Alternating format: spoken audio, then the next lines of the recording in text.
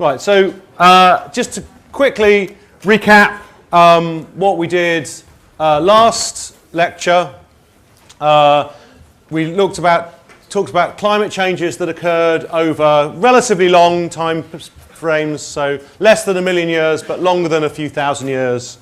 So this is the kind of idea that at the top here, you've got some maybe changes in the orbital parameters of the Earth. So in this case, the green is precession and the blue is obliquity or axial tilt. And that results in some change in the amount of solar radiation that's being recorded or being received at the Earth's surface. This is what this figure is showing in the bottom. So the color on here is the amount of solar radiation each latitude gets in the summer. Okay? So you can see that these changes in the orbit cause there to be changes in, so sometimes it's a bit warmer summers, sometimes the summer's a bit cooler, at different latitudes. So this is the equator, down to the South Pole and then up to the North Pole. And you can see from this that when we have cold or less solar radiation arriving in the summer of northern hemisphere, okay, so that's the blue there, we tend to promote, I'll just give myself a pointer so you can see the pointers. You tend to promote glaciation, so the climate gets colder. So when we have less solar radiation in the high latitudes, we have this cooling climate.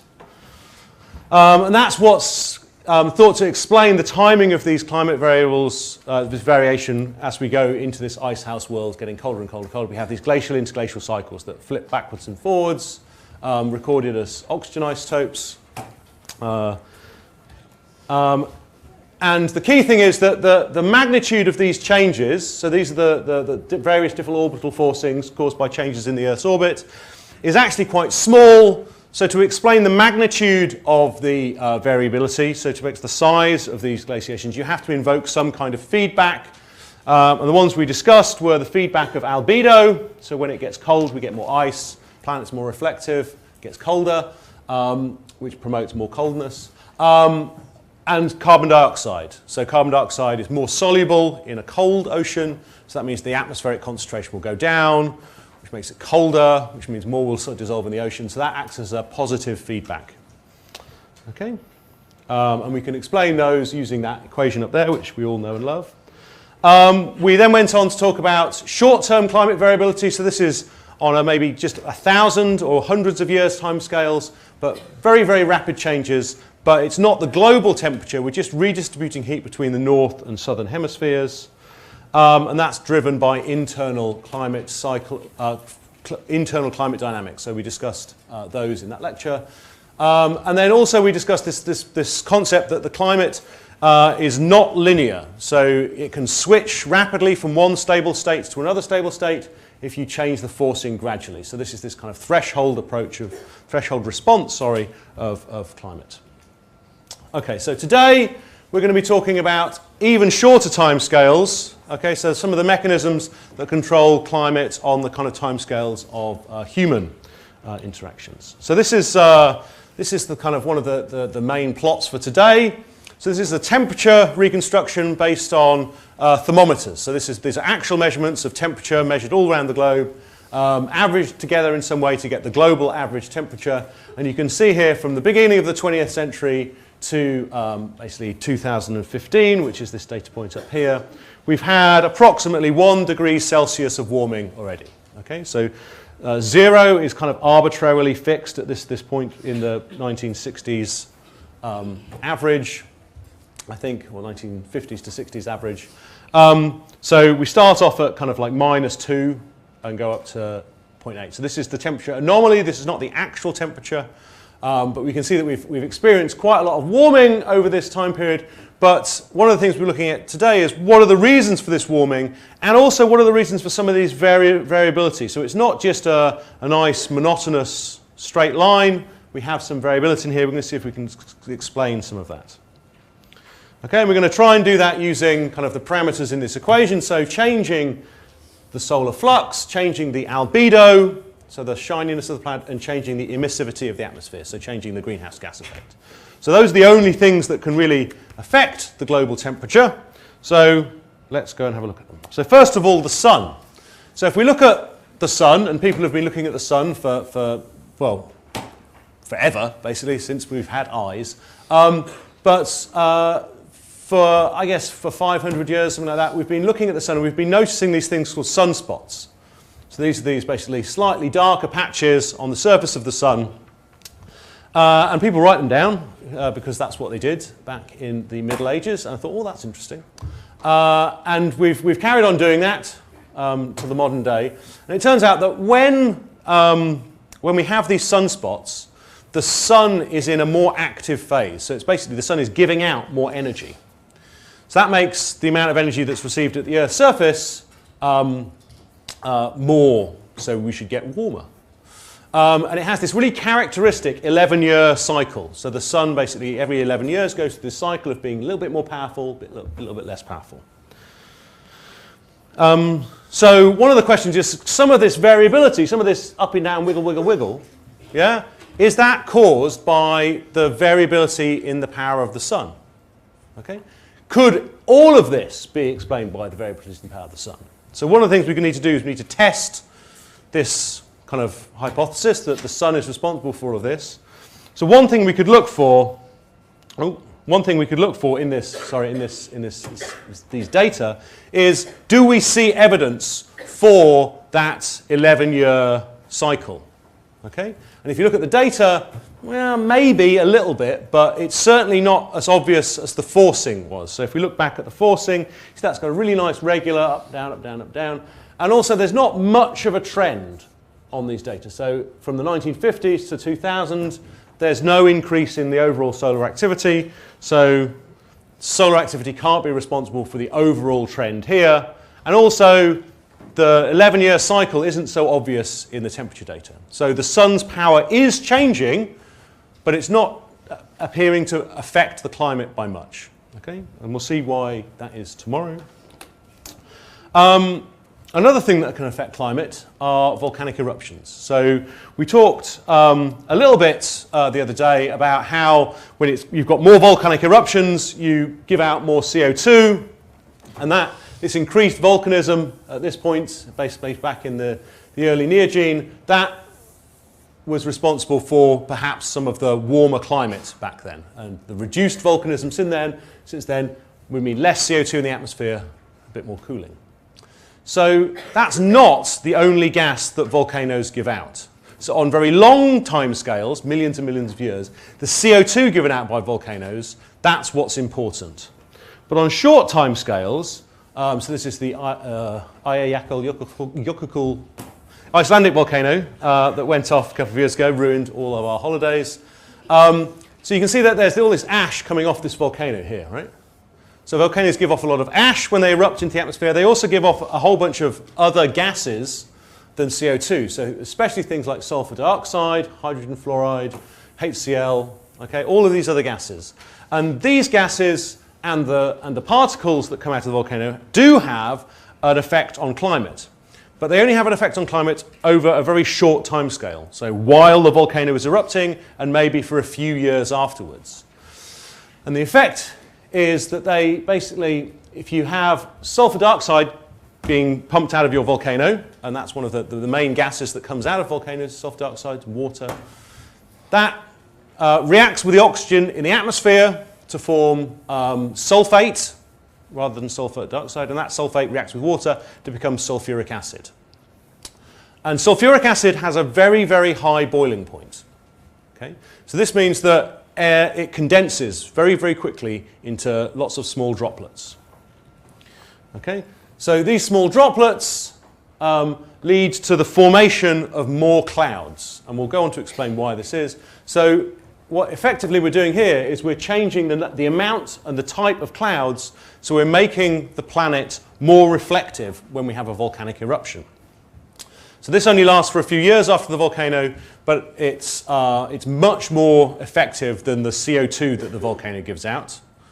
Okay, so it means that when volcanoes go off, when big volcanoes go off, we tend to have a cooling effect.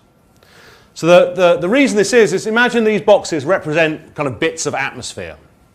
So if you had, let's start up here, if we had basically a box of atmosphere full of moist air, lots of water in it, and we start to maybe cool down that box, and we basically want to start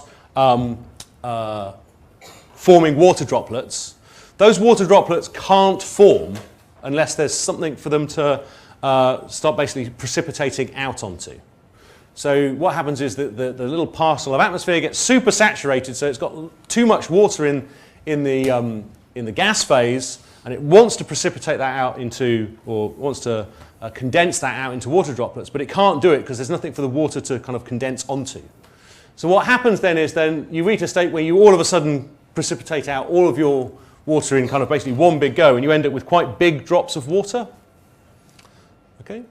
Whereas if you had lots of particles in the atmosphere, lots of dust, or lots of little tiny bits of sulfuric acid, as soon as you start to lower the temperature, the water can condense onto those little droplets, which means you start off with lots and lots and lots of very small droplets of water.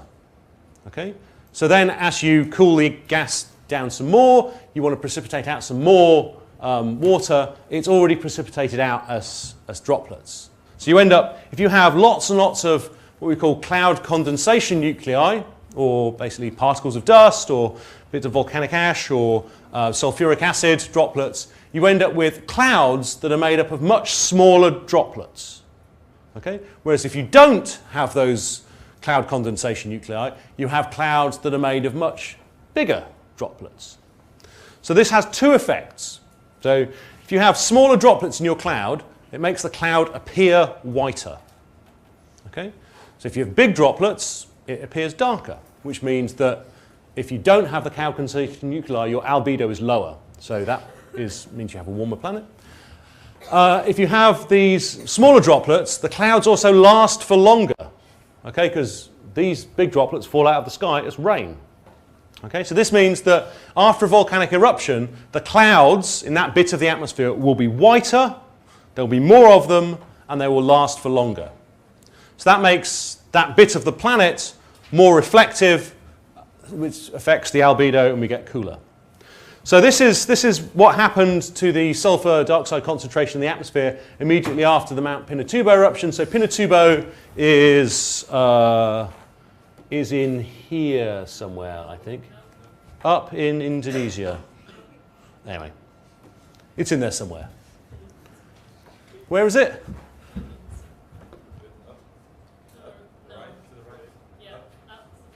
Oh, it's in the Philippines, of course. Like idiots. It's not in Indonesia. Yeah, so it's up there. Anyway, so it went off and sent this big cloud of volcanic aerosols all the way around the planet. And that meant that this whole region, okay, although there were already clouds there were more clouds there. Okay? And importantly, it happened near the equator, which meant that the volcanic aerosols could get into both hemispheres. So it had a dramatic cooling effect on both hemispheres.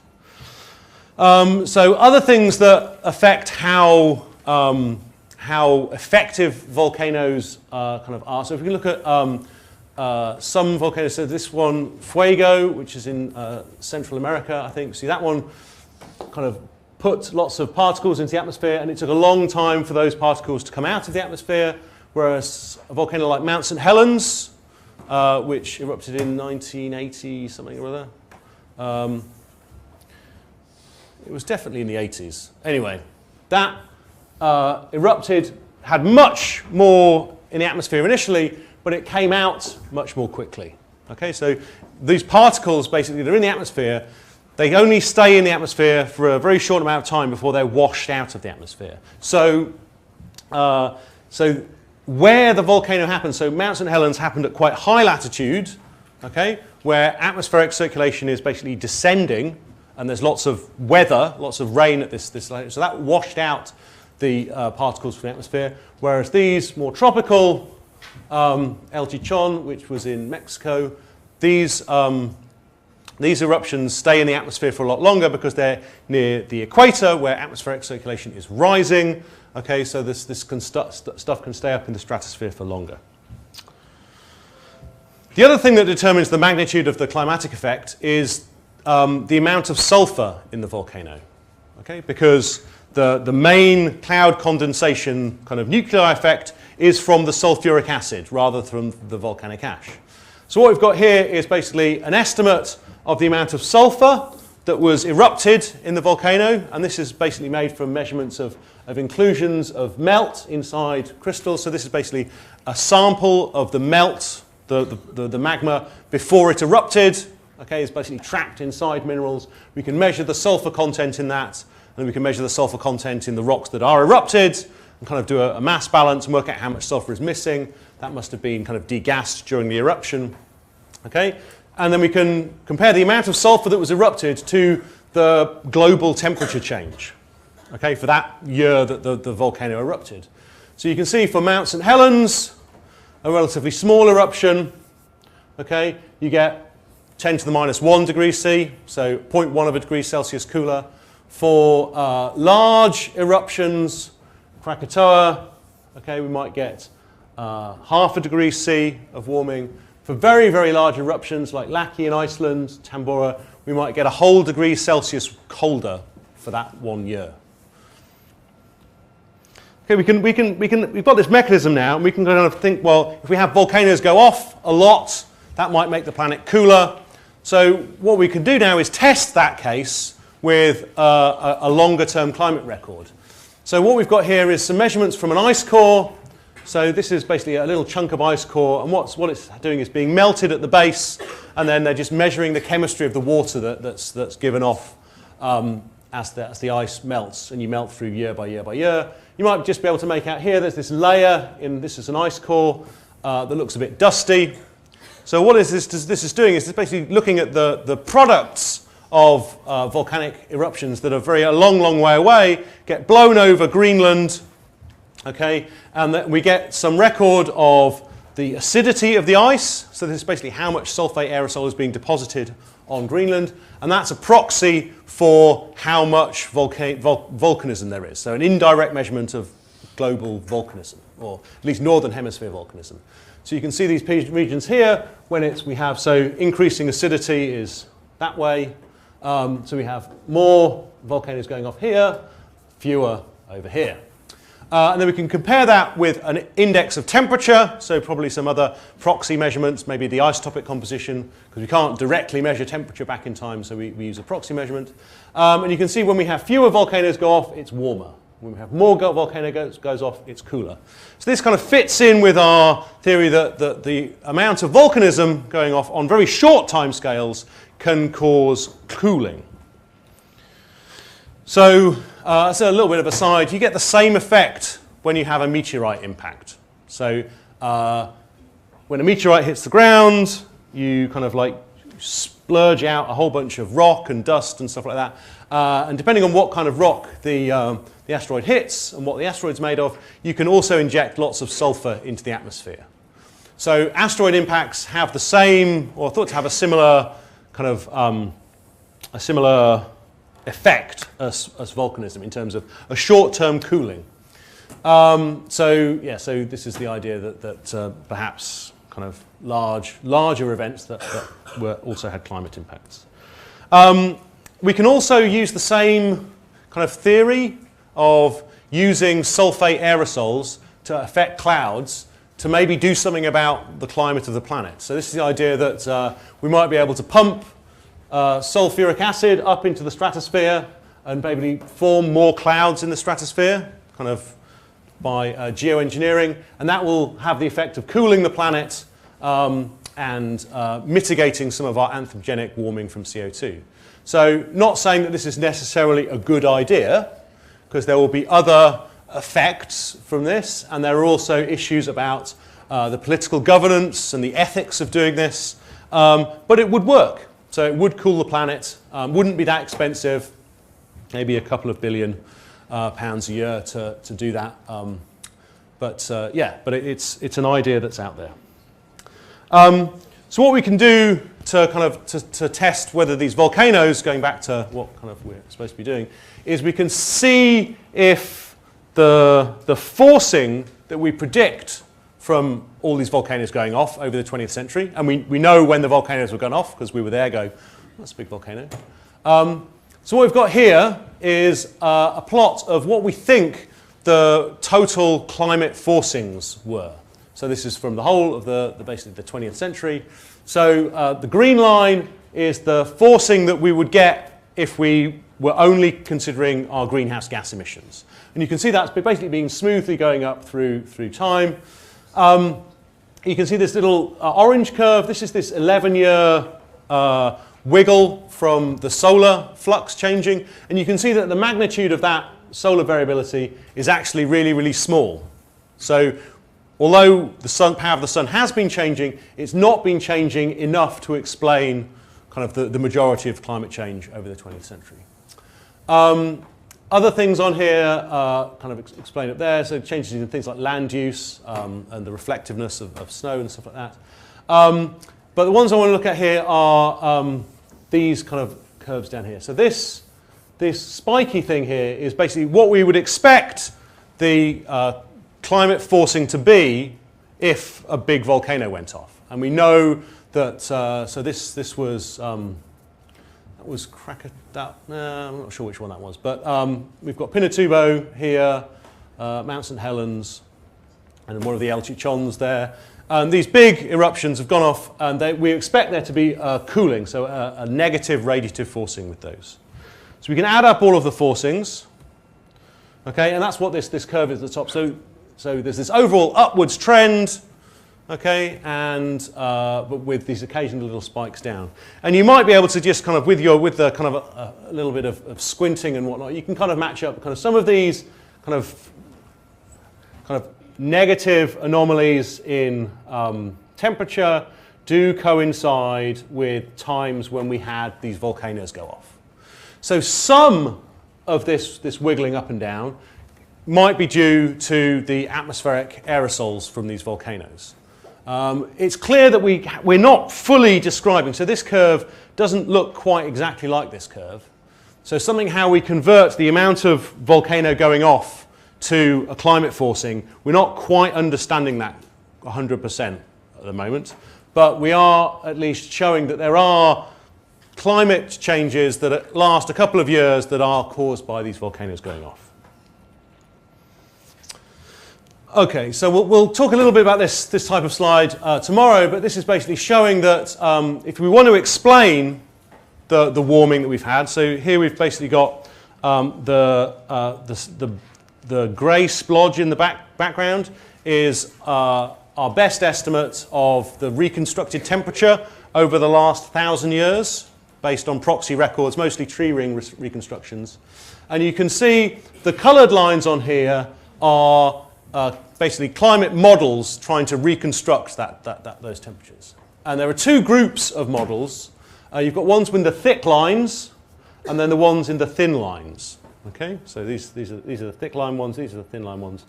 And the difference between those two groups of models, so they're basically just running different versions of climate models run by different labs to see how repeatable the modelling effort is. There is some scatter there.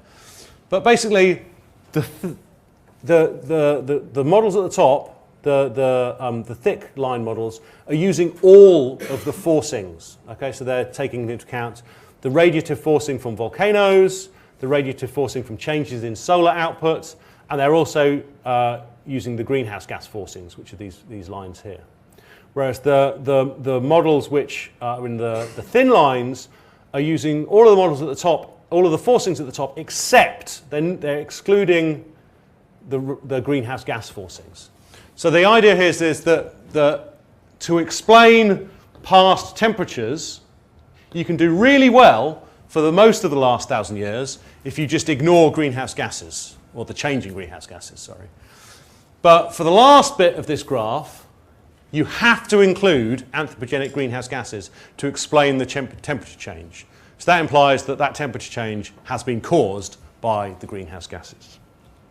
Okay, so one thing we could say is, have we explained all of the variability now? So the overall trend in this data series is largely due to our greenhouse gas emissions. Some of the wiggles might be due to solar forcing. Some of them might be due to volcanoes. I'm paying attention, don't worry. But have we explained every little wiggle in this curve? And I would argue that there's still quite a lot of variability there that we don't really understand. So moving on to what happened last year. Okay, so last year there was a really large El Nino event. Does that sound like something that some of you have heard about? No? So an El Nino event is basically an internal climate oscillation that happens mostly in the Pacific. And so we'll start off with how it was first kind of investigated. So two places, Tahiti and Darwin in Australia. Tahiti is in French Polynesia, not Australia. And if you look at the atmospheric pressure at these two places and kind of like normalize them to the average atmospheric pressure at that site, you can see that when there's high pressure in Darwin, there seems to be low pressure in Tahiti. High pressure in Darwin, low pressure in Tahiti. And they seem to be completely opposite to each other. So there does seem to be some coupling of atmospheric circulation between these two sites. So they're very closely related to each other, although they're a long way apart. And you can basically come up with this index of the pressure in these two places, and basically because people have been measuring atmospheric pressure at these sites for a very long time, we can come up with this really long time series of when high pressure is in Tahiti, lower over Darwin, and low pressure in Tahiti and higher over Darwin. Okay? And we think about, well, what does that mean in terms of how the atmosphere is configured at these times? So I've got normal conditions here, but you could see from that plot there was no normal state. It was constantly flicking backwards and forwards between one and the other. So under normal conditions, the wind blows along the equator mostly from east to west, and that causes all of the water to pile up on the western side of the Pacific. Okay? That makes that region of the ocean very, very warm. That promotes atmospheric circulation to rise there. Okay? So rising atmosphere causes there to be low pressure over that side of the Pacific. Okay? Whereas you get descending air over the rest of the Pacific, so that implies higher pressure. Okay? So this kind of mode of atmospheric circulation leads to this pressure difference between Tahiti and Darwin. And it also impacts the ocean, is that it moves all of the warm water over to one side of the ocean. And you can kind of see that here. Okay, so this is a map of how the ocean temperatures, as they were in 2014, you can see all of the warm water is really piled up over this side. Okay? So we're going to flip forward now to 2015. Okay, so this is the temperature of the ocean in 2015, and you can't really see much of a difference between the two, right? Okay, because we're looking in absolute temperatures. But if we now take these two maps and take one away from the other to see how much 2015 was different to 2014, okay, we get this map. So this is basically the temperature difference. So you can see now that the warm water that was kind of over here has now moved more over to the East Pacific. Okay, so this is known as an El Nino event because it kind of used to be thought that it kind of happened only at kind of Christmas time, and that was kind of when the boy arrives in kind of this heavily kind of Catholic group of countries over here. And it was an event that was particularly important for them because when all this warm water kind of rushed up and kind of went over along the coastline of South America, that had a really big impact on the local fisheries. Okay, so basically all that warm water stopped the cold water upwelling from the deep, which has all the nutrients in, so it meant the fisheries kind of collapsed around this time. So this was a very bad event for these people, and it's a very bad event for them now as well, for a whole bunch of reasons. And we'll come on to those. But effectively what's happened is this warm water pool has moved from being only over on the west to kind of more centrally situated in the Pacific. And that's caused this atmospheric circulation to move. So now the rising air is more over in the middle where Tahiti is. So we have low pressure at Tahiti, higher pressure over in Darwin. Okay. So if we look at the two maps in kind of some detail. So this is how it was in 2014 over here. So I've put 2012 for some reason. I guess that was a full La Nina. So La Nina is the opposite state to El Nino. So before I put normal conditions. Okay, so that's really La Nina conditions, but I mean, these are just words that have been used to describe these two end member states. So La Nina is when all of the warm water is over in the west. El Nino is when it's some of it allows to slosh back over to the East Pacific. And you can see here that when we have this El Nino state, we have this anomaly of warm water over in the Eastern Pacific. Yes, thank you. It's west and east. It can't be that hard to remember. God, right. Okay, and this is a cartoon of an event that happened. This basically pool of warm water building up in 1998, which was kind of the last time we had one of these really big El Nino events.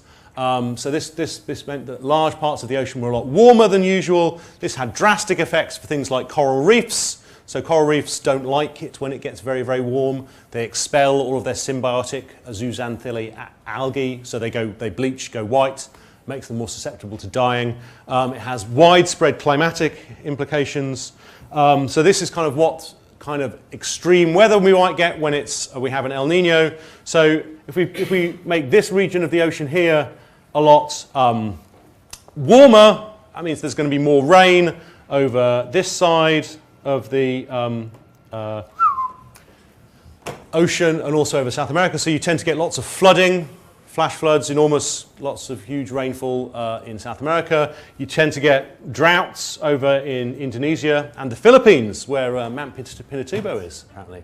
So you get things like lots of forest fires, lots of kind of dustiness, badness. You have huge crop failures in Australia because it's too dry. And similarly in a La Nina year, when all of the warm water is over here in the Western Pacific, you have flooding, extreme rainfall events over in the west, when you have droughts over in the east. So over the last kind of 5-10 years, there's been this real problem in America, particularly in states like California, where there's not been an El Nino in a long while, and they've been suffering from a long-term drought. Okay, so last couple of years when there was an El Nino, they're like, yay, water, and then there was lots of flooding and lots of people had their homes washed away, which was terribly bad. So just like with the atmosphere, okay, we can basically make an index of how El Nino-y the climate has been through the past. So rather than just use atmospheric pressure, we can use measurements of the sea surface temperature. So we basically divide the ocean up into some boxes and say what's the average sea surface temperature in that box, either measured by a satellite or measured by ocean buoys that are out there measuring temperature. And we can get a time series like this. So we can see that the climate's basically switching backwards and forwards between that bit of the ocean here being warm when we're in an El Nino year and then cold when we're not being in an El Nino year. So this was the event in 1998, which was kind of the last really big El Nino event. The one in 2015-16 is just off this chart. It's kind of almost as big. So why does this matter? Okay, it matters because it affects the weather and kind of hazard from climate change and kind of storminess and all that kind of stuff. But if we actually look now at how it's affecting the wiggles in our climate. So what we've got at the top here is that El Nino index. So when the ocean's warm in the Eastern Pacific, we have a positive anomaly in temperature. So these are El Nino years, La Nina years, El Nino years. And then if we actually look at the temperature of the whole planet over this period, so just zooming in on this little bit here, okay, so this is the climate going up, down, up, down, up, down. Ooh, I wasn't expecting it to do that, but it does do that. But if you kind of match up these things now, you can kind of see that when we have an El Nino type period, we tend to have warmer than average climate. And when we have a La Nina, it's cooler than average. Okay, so that's what I was kind of expecting to see, but I didn't realize I did that animation. Oh, look at me. So if you look at the whole world now, and look at the anomaly in ocean temperature, when we have a La Nina year, we have some regions which are kind of warmer than average, some regions that are colder than average.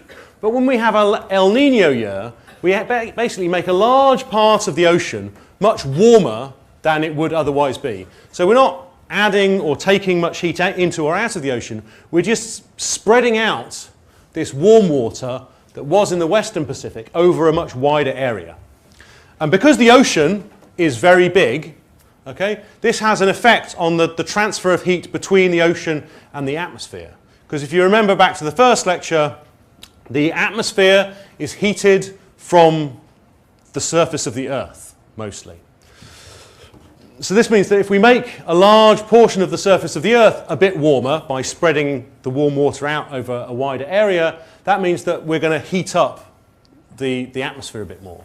So that's why in El Nino years we tend to have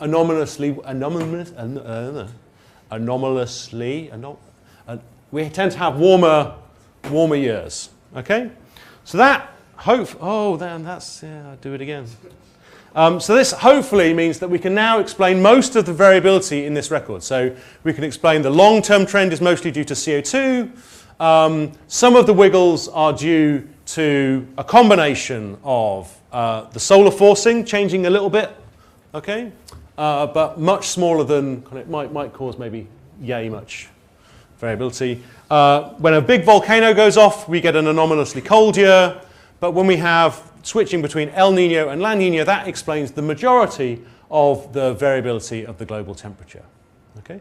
So this is why 2016 and 2015 have been record warm years, because the climate's gradually warming, but we've also had an El Nino event.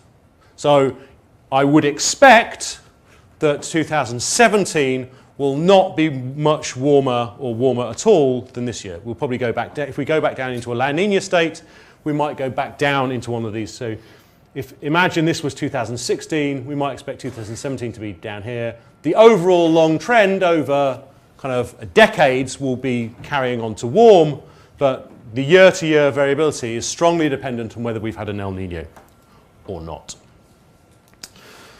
Right, so that's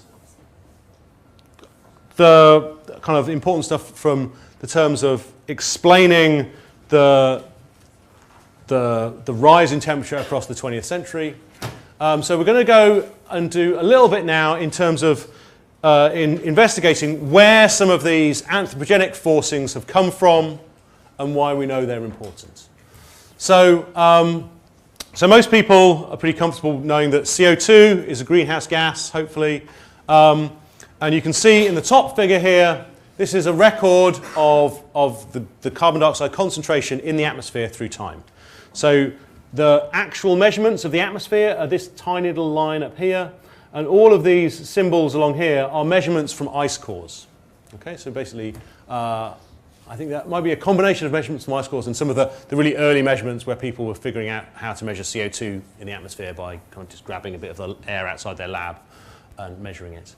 And you can see here that over the last 1,000 years, the atmospheric concentration has been relatively constant. And then as the Industrial Revolution kicks off in the 19th century, we start increasing in concentration, and then 20th century just goes crazy. Okay? So it's not just carbon dioxide. So there are other important greenhouse gases. Methane is one of them. So methane, much lower concentrations. So these are in parts per billion instead of parts per million. Similarly, kind of kick off around the same kind of time in the Industrial Revolution, but increasing much more in the 20th century. And then nitrous oxide as well. So nitrous oxide, even lower concentration. So these are still in ppb, but we're maybe 5 times less than methane. And you can see those kind of kicking off up there.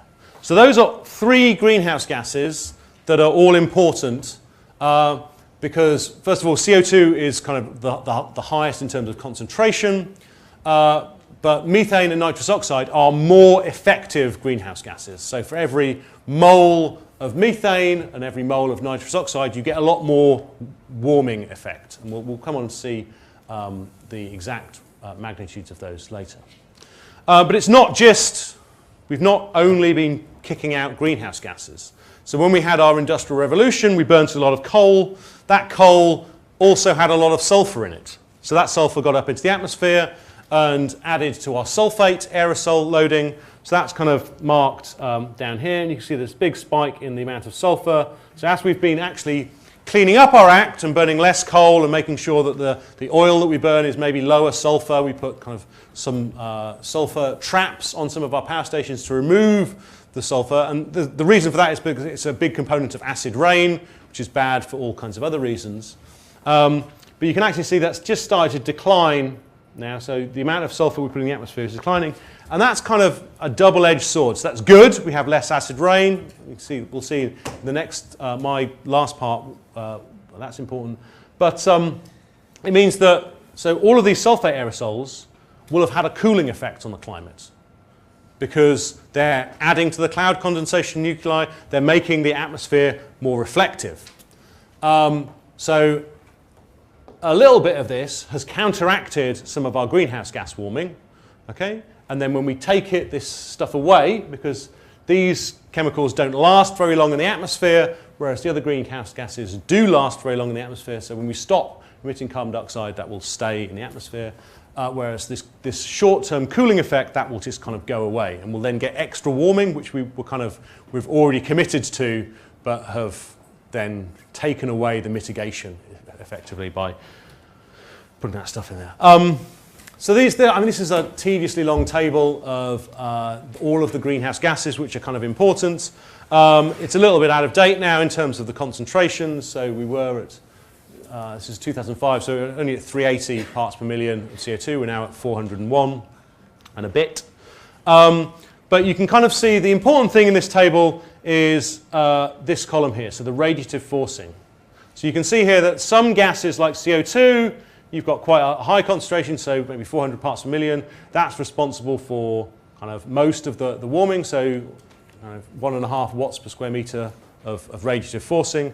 But some of these other gases, which are in really tiny, tiny concentrations, so parts per trillion, so very, very low concentrations.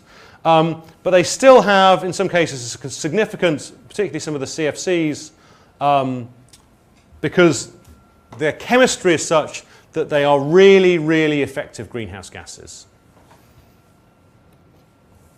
Okay, so just looking at the budget of what we've been kind of like doing in terms of putting stuff into the atmosphere. So this table has the top number is how much extra carbon has gone into the atmosphere. So in the 80s, 90s, and kind of 2000s. We can see that we're increasing the rate that we're putting carbon into the atmosphere. Now, that's because we're burning more fossil fuels. So if you look at these numbers here, so the amount of fossil carbon dioxide, this is basically how much coal and oil and gas we're burning, that's also gone up. Okay? But the key thing is these numbers here of how much we're emitted is less than the amount that's in the atmosphere. Okay? So in some cases, it's about half. Okay, so we've burnt a lot of fossil fuels, created CO2, but only half of it is in the atmosphere. Okay, so that means that the rest of it must be somewhere else. Okay, we can't just magic it disappear. And where it's gone is a little bit uncertain, but we've got some fairly kind of good ideas that quite a lot of it has gone into the ocean. Okay, because carbon dioxide is a gas that's soluble in seawater. So if you increase the concentration in the atmosphere, some of that gas will dissolve in the water. Okay? And we'll see what effect that has on things like ocean pH in future lectures. Okay, so some of it's gone into the oceans, and then that only leaves one other place for it to go, and that we think is into the land biosphere. So into things like forests. So we really don't know that flux very well at all. So the best estimate of that flux is basically taking this number, which we know well because we've kind of added it up by counting how much fossil fuel we've burnt, and that we've not been very good at counting how much fossil fuel we've burnt. We can measure how much is in the atmosphere very, very accurately. We can kind of measure how much is in the ocean. It's a bit harder to measure than the global atmosphere, but it's doable. And then we just, whatever's left over, we assume has gone into the terrestrial biosphere. And this is kind of it's quite surprising, really, that the land biosphere has taken up carbon dioxide over the 20th century. We've put more and more carbon into things like forests, rainforests, that kind of thing, because we've been kind of cutting them down quite a lot.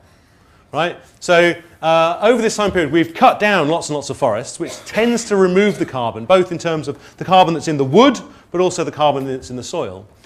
So this does kind of suggest that the forests that have left over have become even much more efficient at growing and becoming greener and storing more carbon.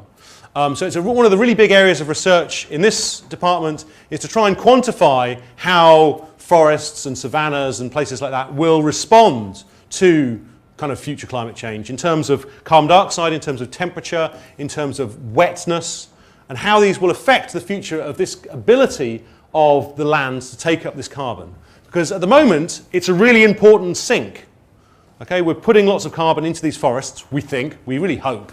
And if the forests get to a state where they can't cope with that anymore, if it gets too warm or too dry, they start burning, then the rate at which we're going to be putting the atmosphere concentration will go up will more closely match the rate that we're actually pumping it out. Okay, so that's an important point. So if we just look at a little bit about how our emissions are apportioned, or what actually affects the climate. So this is an old figure. I think I'll flick forward to this. This is a slightly newer figure. It's still kind of 5 years out of date now. But you can see here, so for CO2, that's the biggest bar in terms of warming effect. Okay. The next most important gas is methane. Okay. But methane is not just a greenhouse gas. Okay. It kind of acts as a greenhouse gas, and then it gets converted into carbon dioxide by being oxidized. So that gets rid of the methane, which is good because methane is a stronger greenhouse gas than carbon dioxide. But it does mean that you then add carbon dioxide and kind of other reaction products into the atmosphere by having this methane up here. So it's kind of an indirect effect. So just by having some of these gases in the environment, it's not just the radiative effect of them being a greenhouse gas. They also affect the chemistry of other things in the atmosphere, which then have a kind of a secondary effect on the radiative forcing. And that's kind of really that's what the different colours in these bars mean. So CFCs, okay, you can see that's the green kind of bar on here. But CFCs, when they break down, when they react with things in the atmosphere, they particularly react with ozone. Okay, so by reacting with ozone, they're removing ozone, which is a greenhouse gas. So actually, the secondary effect of CFCs is actually a small cooling. Okay, so it's not quite as simple as just thinking about putting gases in the atmosphere, considering their radiative forcing. Is it going to get warmer or cooler? You also have to consider the effect of what happens to the chemistry of these gases when they're in the atmosphere. What else do they affect? And then what is the climatic implications of that? And that's really true when we get to thinking about these aerosols. So things like volcanic sulfate, sulfur from burning fossil fuels. These have a very complex series of interactions with the atmosphere in terms of the direct radiative effects. If you make the atmosphere more dusty, kind of sunlight will bounce off that dust. Okay, but depending on what kind of dust it is. If it's black dust, it tends to be absorbing. But then those aerosols will have an effect on the chemistry of the atmosphere, which will affect cloud condensation nuclei, which will then affect kind of radiative forcing that way. Okay, I'll swip over this. So basically, to summarize today's lecture, so volcanoes are important in terms of a radiative cooling. El Nino, or the El Nino Southern Oscillation, kind of affects whether the average temperature of the Earth is cold or warm. It also affects the weather patterns quite dramatically, having global reaching effects. So we can pretty much explain all of the temperature rise that we've seen across the 20th century by a combination of these factors. So not just the overall rise, but some of the variability from year to year as well. We've got a pretty good handle on that. Okay.